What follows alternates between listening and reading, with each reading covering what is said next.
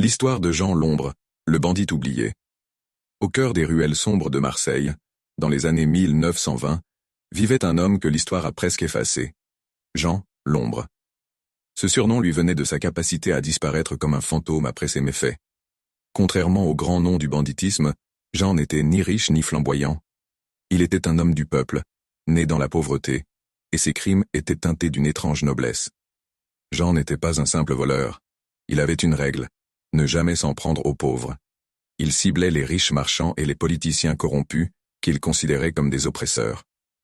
Son coup le plus célèbre, bien que peu documenté, fut le braquage d'un entrepôt appartenant à un magnate du textile connu pour exploiter ses ouvriers.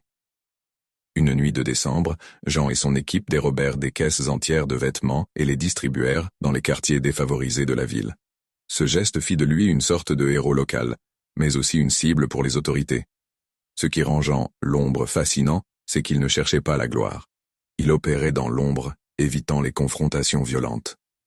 Mais en 1928, tout bascula.